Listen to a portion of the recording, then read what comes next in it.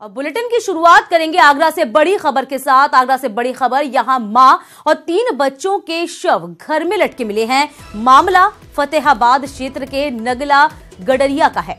चारों शव रस्सी के फंदे पर घर के अंदर ही लटके मिले हैं। फिलहाल हत्या कर शव लटकाए जाने की आशंका जताई जा रही है। महिला के परिजन मौके से फरार हैं। पुलिस ने चारों शवों को पोस्टमार्टम के लिए भेज दिया है। इलाके में हुई इन 4 मौतों से हड़कंप मचा हुआ है। आरिफ खान हमारे संवाददाता इस पूरी खबर पर। आरिफ, क्या अभी तक ये साफ हो पाया है कि ये हत्या थी या आत्महत्या? देखिए दीपिका, अभी तक ये कहना बहुत मुश्किल है कि ये हत्या है या आत्महत्या है, लेकिन जो महिला है उसका भी शव लटका हुआ मिला है। उसके 3 बच्चे हैं, उनके भी शव लटके हुए मिले हैं।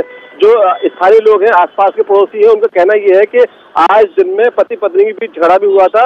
उसके बाद पति भी फरार है और घर में कुछ लोग और भी रह रहे थे, वो भी अभी फरार चल रहे हैं। तो कुल मिलाकर ये पूरा संदेह में है कि आखिर इनके साथ क्या घटना हुई। कहीं ऐसा तो नहीं है महिला ने पहले तीनों बच्चों को फांसी पर लटकाया हो, उसके बाद खुदकुशी की है, या फिर किसी ने तीनों बच्चों को मारा हो और महिला को मारा हो, तब जाकर इनको फांसी पर लटकाया गया है। तो अभी पूरी संदेह है, पूरा संदिग्ध है। पुलिस पूरे मामले की जांच कर रही है और जो चारों शव है उनको पोस्टमार्टम के लिए भेज दिया गया है। ये दीपिका। चलिए आरिफ, इस पूरी खबर पर नजर बनाए रखिएगा। तमाम अपडेट हम आपसे लेते रहेंगे। फिलहाल पुलिस इस वक्त तफ्तीश में जुटी हुई है और कह सकते हैं कि घर से भागे जो परिजन है उनका पता लगाया जा रहा है, लेकिन अभी भी ये गुत्थी नहीं सुलझी है कि ये हत्या है या आत्महत्या।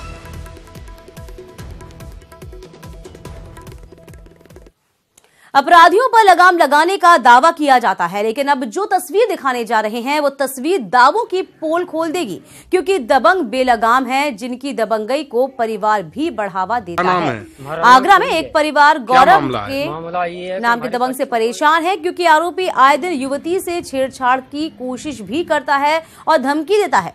इससे भी जब बात नहीं बनी तो आरोपी ने परिवार के विरोध करने पर हमला कर दिया। परिवार वालों के साथ मारपीट हुई है। किसी की नाक तोड़ दी गई, किसी का सिर फोड़ दिया गया और किसी का हाथ तोड़ दिया गया है। पीड़ित परिवार ने आरोपी के परिजनों से शिकायत भी की है, लेकिन परिवार वालों ने रोकने की बजाय अपने बेटे को खुली छूट दी है और फिर उससे सरेआम पीड़ित परिवार पर कहर बरपाया। मामला ये है कि हमारे बच्चों को इसने छेड़ा था, मैंने मना किया, मेरे द्वार पर आकर इसने मारा था, मेरे को जबरदस्ती। आज 4 दिन भाई जात मुझे समझा पर बा को आज भी मैंने कही कि मेरी लड़की से क्यों ऐसा बोलता है, तो जाको बाप बोला मेरा लड़का ऐसा ही रहेगा, मेरा लड़का बाहर साढ़ होगी, मैंने साढ़ ली। खबर गाजियाबाद के पतला इलाके से, जहां पूर्व प्रधानमंत्री चौधरी चरण सिंह की प्रतिमा का सीएम योगी आदित्यनाथ ने अनावरण किया है। साथ ही किसानों के साथ उनके लगाव को सीएम ने याद किया। इस मौके पर उन्होंने विरोधियों पर जोरदार हमला भी बोला और युवाओं को भरोसा दिलाया कि उनकी सरकार में नौजवानों के साथ छल करने वालों को कतई बख्शा नहीं जाएगा, उनके खिलाफ कड़ी कार्रवाई की जाएगी। साथ ही सीएम ने अपराधियों से सख्ती से निपटने की बात दोहराई है। के अधिकारियों के साथ मिलकर के जिला प्रशासन को सुनिश्चित करनी चाहिए, जिससे किसानों की फसलों को नुकसान न होने पाए और साथ साथ हम किसान के चेहरे पर खुशी ला सके। जब पिछली सरकारें थी, उन्होंने जो घोटाले किए थे, प्रदेश में शिक्षकों की भर्ती पर रोक लगी थी, पुलिस की भर्ती पर रोक लगी थी, और मुझे बताते हुए प्रसन्नता है अब तक हम लोगों ने प्रदेश के अंदर लगभग 32,000 लोगों की भर्ती की प्रक्रिया पूरी कर दी है। 42,000 भर्ती वर्तमान में चल रही है।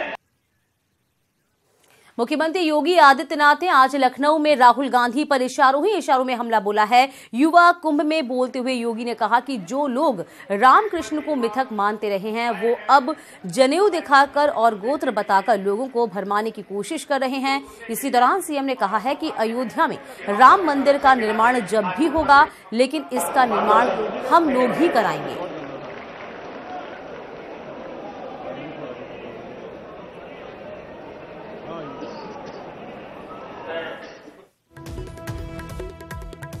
तो युवा कुंभ में सीएम योगी ने तमाम बातें कही। मंदिर पर सीएम ने एक बड़ा बयान दिया है, मंदिर चाहे जब भी बने हम ही निर्माण कराएंगे, ये सीएम ने कहा है। कोई दूसरा नहीं कर पाएगा राम मंदिर का निर्माण, ये कहना है योगी आदित्यनाथ का। सीएम योगी ने राहुल गांधी पर भी निशाना साधा है और ये कहा कि जो लोग रामकृष्ण को मिथक मानते रहे हैं, सीएम योगी वो जनेऊ दिखाकर गोत्र बताकर भरमाने की अब कोशिश कर रहे हैं, प्रयास कर रहे हैं। जब भी राष्ट्र निर्माण की बात आएगी तो वो कार्य हम ही करेंगे। नारों में उलझने की आवश्यकता नहीं। तो यहां खड़ा हुआ कुछ लोगों ने कहा कि राम जन्मभूमि के बारे में कुछ लोग बोल रहे थे कि जो राम का मंदिर बनाएगा वो मैं ये समझ पाया कि मित्रों, यह कार्य जो भी करेगा और जब भी करेंगे ये कार्य हम ही करेंगे, कोई दूसरा नहीं करेगा। और इसलिए इस बात को बड़े मजबूती के साथ याद करना कि जो लोग राम और कृष्ण को मिथक मानते रहे हैं, उन लोगों के द्वारा जनेऊ दिखा करके और गोत्र बता करके जो भरमाने का प्रयास किया जा रहा है, देश को उसके बारे में अवगत कराइए। और जब भी राष्ट्र निर्माण और मानव हितों की पुनर्स्थापना की बात आएगी, वह कार्य प्ले करेगा, ये विचार परिवार करेगा। हम जैसे आप जैसे लोग ही कर पाएंगे। आप सबके इस कार्यक्रम के प्रति मेरी शुभकामनाएं। धन्यवाद। कुंभ के पहले वैचारिक कुंभ की श्रृंखला में लखनऊ में युवा कुंभ का आयोजन हुआ है। सीएम योगी आदित्यनाथ, राज्यपाल राम नाईक, सह कार्यवाह डॉक्टर गोपाल कृष्ण समेत यूपी सरकार के कई मंत्रियों ने भी अपनी मौजूदगी दर्ज कराई है। युवा कुंभ की शुरुआत पर वो मौजूद रहे। इस मौके पर मुख्य वक्ता सह कार्यवाह डॉक्टर कृष्ण गोपाल ने कहा कि कुंभ हजारों वर्ष पुरानी परंपरा है। हमारा देश और समाज किस परिस्थिति में है और कहां जा रहा है, इस पर विचार करना होगा। कार्यक्रम में फिल्म निर्देशक मधुर भंडारकर, मुक्केबाज विजेंद्र सिंह, ओलंपिक पदक विजेता सुशील कुमार सहित जाने माने युवा मौजूद रहे। समापन सत्र में गृह मंत्री राजनाथ सिंह और सह कार्यवाह दत्तात्रेय होसबोले सहित गणमान्य लोग मौजूद रहे।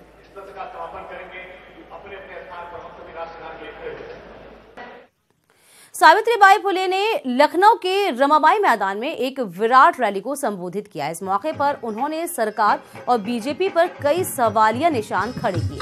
उन्होंने कहा कि हमारे समाज के साथ आज दुर्व्यवहार हो रहा है और इसके लिए जरूरत इस बात की है कि हम एकजुट होकर प्रधानमंत्री की कुर्सी पर अपने लोगों को पहुंचाएं। हमारे समाज के साथ आज जो दुर्व्यवहार हो रहा है, आज हमारा समाज जो भुखमरी के कागार पर है, यह इसलिए है कि हमारे समाज के साथ समाज के लिए दिया गया संविधान अधिकार लागू नहीं हो रहा है। आगरा में युवती को बाइक सवार दो युवकों ने पेट्रोल डालकर जिंदा जला दिया, जिससे युवती की दिल्ली के सफदरजंग अस्पताल में इलाज के दौरान मौत हुई थी। अब इस मामले में सियासत गरमाने लगी है। प्रदेश कांग्रेस अध्यक्ष राज बब्बर पीड़ित परिवार से मुलाकात कर सरकार पर हमला बोला है। उन्होंने आरोप लगाया कि सूबे में कानून व्यवस्था का दावा किया जा रहा है, लेकिन दावों की पोल तब खुल जाती है जब अपराधी अपने मंसूबों में कामयाब हो जाते हैं। आए दिन सूबे में अपराधी गंभीर घटनाओं को अंजाम दे रहे हैं, लेकिन सूबे की सरकार अपराधियों पर लगाम नहीं लगा पा रही। इस पूरे मामले में राज बब्बर ने सीबीआई जांच और मुआवजा देने की मांग की है। और हम ये मांग कर रहे हैं, मेरे नेता ने मुझसे इस बात के लिए कहा है कि हम सीबीआई की मांग करते हैं कि सीबीआई की जांच हो। उत्तर प्रदेश की पुलिस के ऊपर शायद उत्तर प्रदेश की जनता को अब भरोसा नहीं रहा। पीएसपीएल के नेता शिवपाल यादव ने न्यूज 18 से एक्सक्लूसिव बातचीत में कहा है, उचित सीटें मिलने पर मायावती और अखिलेश के गठबंधन में भी वे शामिल हो सकते हैं। चलिए, भारतीय जनता पार्टी को हटाने के लिए मैं भी तैयार हूं। अगर गठबंधन हो तो मैं भी बात कर सकता हूं, और अगर बात नहीं होती है, अगर होती है बात तो उचित सीटें मिलें, और नहीं होती है तो फिर हम अपनी प्रगतिशील समाजवादी पार्टी के प्रत्याशी अवश्य लड़ाएंगे। प्रयागराज में जनवरी से शुरू हो रहे कुंभ मेले के शाही और पेशवाई स्नान में हाथी घोड़ों को शामिल नहीं करने के सरकारी आदेश पर अखाड़ों के संतों ने नाराजगी जताई है। संतों ने आदेश को परंपरा से खिलवाड़ बताकर इसका विरोध करने का ऐलान कर दिया है। संतों की नाराजगी पर प्रशासन बैकफुट पर नजर आ रहा है। प्रशासन संतों को मनाने में जुटा हुआ है। वहीं संतों ने सवाल उठाते हुए कहा कि आखिर सनातन धर्म की परंपरा पर ही क्यों प्रशासन का ध्यान जाता है। वहीं मेला प्रशासन जल्द ही साधु संतों से मुलाकात कर इसका समाधान निकाले। होनी चाहिए कि पूरे महाकुंभ का जो आकर्षक महत्व होता है वो केवल पेशवाई और शाही स्नान होते हैं। पेशवाई और शाही स्नान अखाड़ों के बिना हो नहीं सकते और अखाड़ों की अपनी परंपरा है, तो प्रशासन को नई परंपरा डालने का कोई अधिकार नहीं है। अगर उनको इतनी ही चिंता है कि वन्य जीवों के साथ अन्याय होता है, तो बकरीद के दिन जब लाखों लाखों बकरे भैंस गाय काटे जाते हैं तब इनकी ये मान्यता कहाँ चली जाती है। हाथी घोड़ा ध्वजा ये हमारे धर्म की पहचान है और धर्म और हमारी धार्मिक वैभव का पहचान है। वह तो समृद्ध परंपरा का पहचान है। ये तो कानून और व्यवस्था के नाम पे हमारी परंपराओं, प्राचीन परंपराओं को नष्ट करने का षड्यंत्र है। साधु संतों ने परंपरागत, चूँकि वो उनका कार्यक्रम रहा है, तो उस पर नाराज़गी जताई थी। इस पर प्रशासन ने विचार विमर्श किया है और जल्द ही इसका निर्णय ले लिया जाएगा। जो भी पारंपरिक व्यवस्थाएं हैं और जो नियम कानून हैं उनको दृष्टिगत रखते हुए निर्णय ले लिया जाएगा। 15 जनवरी से शुरू हो रहे कुंभ मेले में इस बार प्रशासन ने ₹1 से खरीदारी की सुविधा उपलब्ध कराई है। पीएनबी के सहयोग से श्रद्धालुओं को प्रीपेड कार्ड उपलब्ध कराया जाएगा, जिससे कैश की किल्लत से भी अब मुक्ति मिल जाएगी। कुंभ में ₹1 से करें खरीदारी, कैश खोने की किचकिच से आजादी। पीएनबी के सहयोग से चलेगा ₹1। कुंभ परिसर में चलेगा पीएनबी का ऑफलाइन प्रीपेड कार्ड।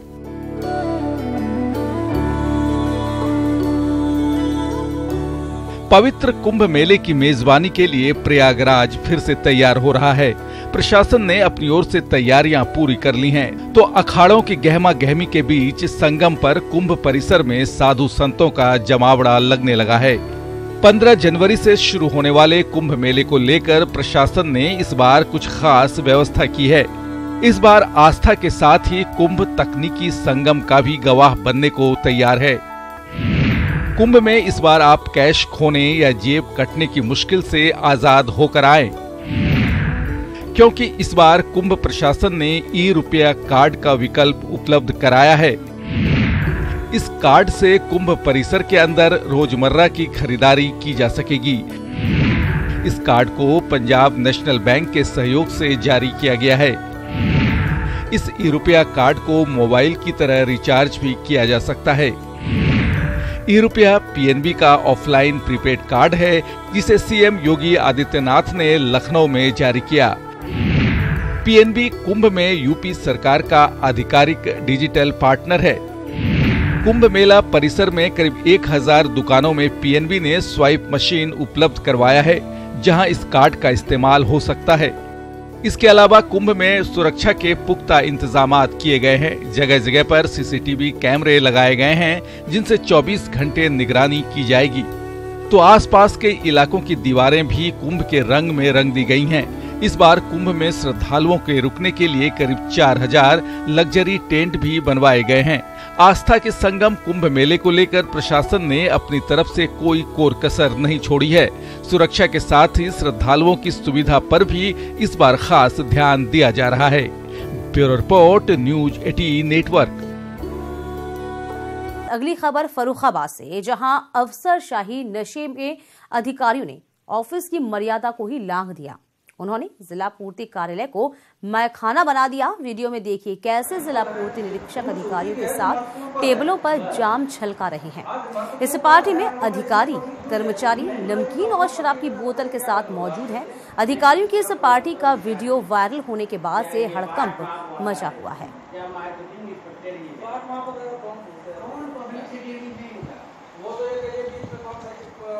वाराणसी के जैतपुरा थाना क्षेत्र के अंतर्गत नक्खी घाटी स्थित एक मकान में गुब्बारे में हवा भरने वाला सिलेंडर फटने से हड़कंप मच गया। इस घटना में 5 लोग घायल हो गए हैं, जिसमें 2 लोगों की स्थिति गंभीर बताई जा रही है।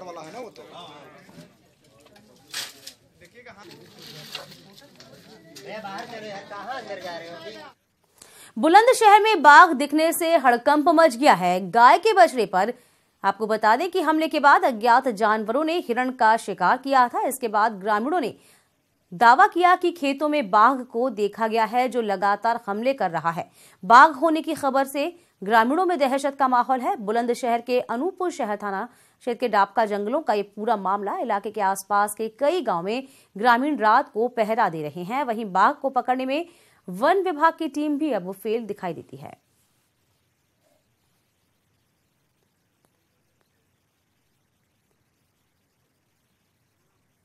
सोनभद्र के रॉबर्ट्सगंज कोतवाली के वाराणसी शक्तिनगर हाईवे पर छपका गांव के पास एक बस अनियंत्रित होकर पलटी है, जिसमें बस सवार 4 यात्री गंभीर रूप से घायल हो गए। इसमें से एक महिला यात्री की मौत हो गई है। वाराणसी उसको रेफर किया गया। इसी दौरान उसकी मौत हुई। बस छत्तीसगढ़ के अंबिकापुर से वाराणसी की ओर जा रही थी।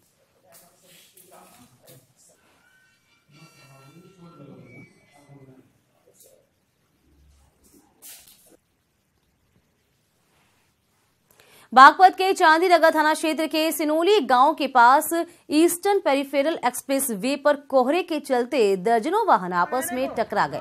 इस दुर्घटना में 24 से ज्यादा लोगों को चोटें आई हैं।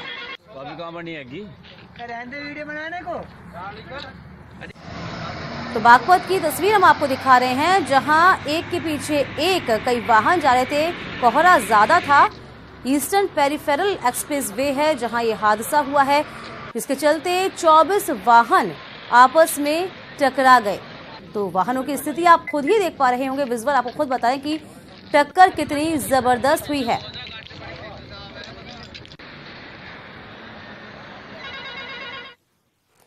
फतेहपुर में तस्करी के लिए चोरी से ले जाए जा रहे लाखों की कीमत के सैकड़ों कछुओं को बरामद किया गया है। पुलिस और वन विभाग की टीम ने मौके से 21 बोरे कछुए और 2 तस्करों को गिरफ्तार किया है। ये तस्कर इटावा से कोलकाता ट्रक से कछुए लेकर जा रहे थे। मुखबिर से मिली जानकारी के मुताबिक कोतवाली के कटोघन टोल प्लाजा के पास से वन विभाग की टास्क फोर्स टीम और एसओजी ने मिलकर ये कार्रवाई की।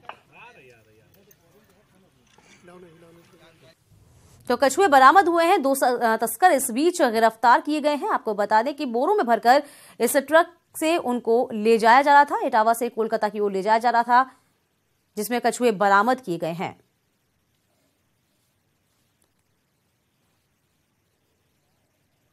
तो फिलहाल वन विभाग की टीम ने कार्रवाई करते हुए इन तमाम कछुओं के बोरों को जब्त कर लिया है और साथ ही तस्करों को भी हिरासत में लिया।